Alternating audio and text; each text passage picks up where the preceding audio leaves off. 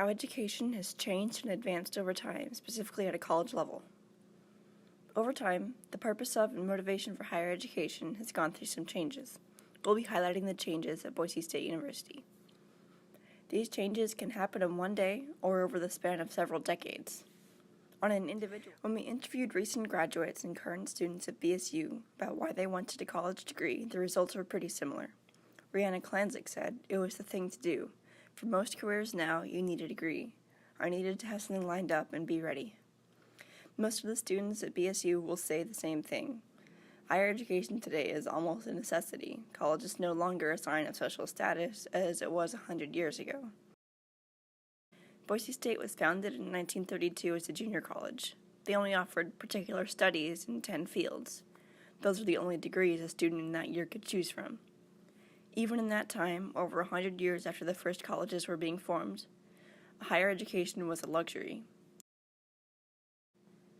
Mary Wollstonecraft thought that it should have been a family affair, that public education should be available for both boys and girls together. In 1792, when a Vindication of the Rights of Women was written, women weren't allowed a decent primary education, let alone college. Wollstonecraft said, "It follows then, I think, that from their infancy women should either be shut up like Eastern princesses or educated in such a manner as to be able to think and act for themselves."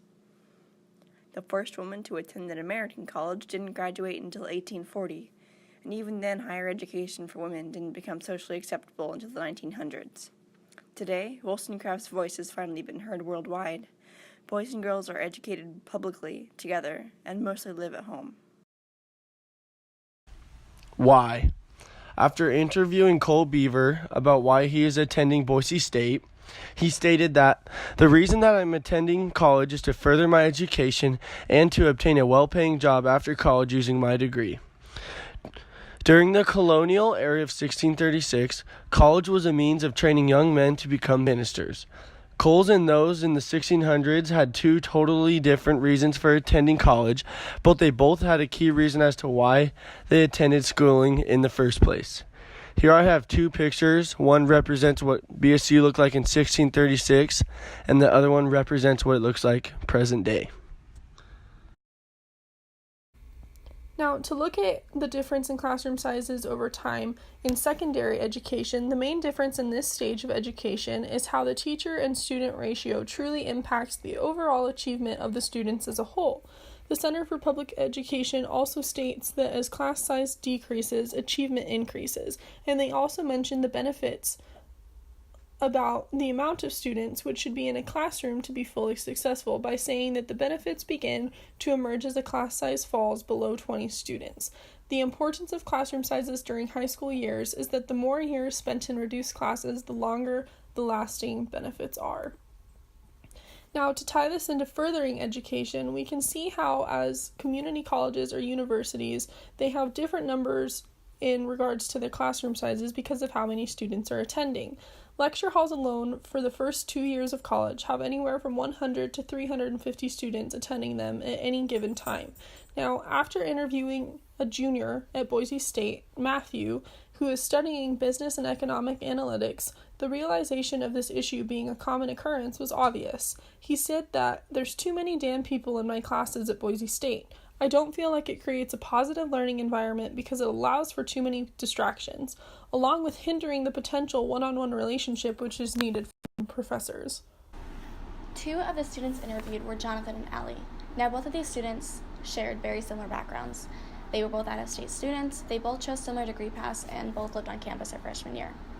Now, Jonathan, he attended Boise State in 2003 as a full-time student, and during his time, he worked several jobs to pay for his education, which was around $5,500 for his freshman year at Boise State.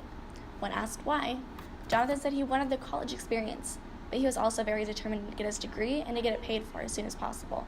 He had fun in college, but he was there to learn rather than party. Allie is currently a part-time freshman at Boise State, and her yearly cost is around $5,000 with family help.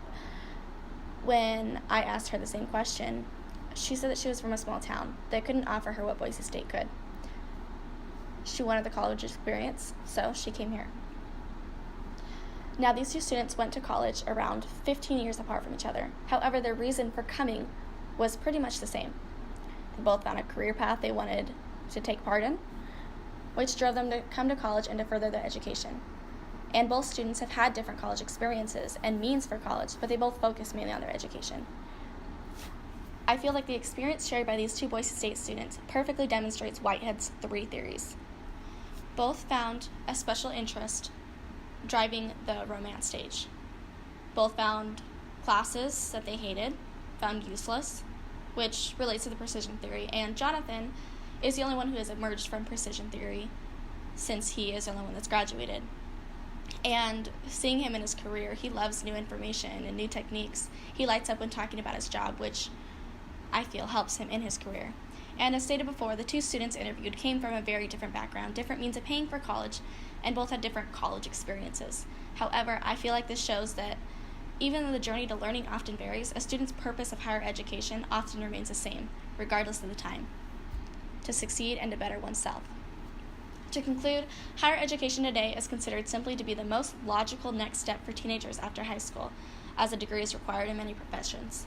In many American public schools, it's available to men and women of all races. And we've come a long way from the first segregated and elite colleges found in the U.S.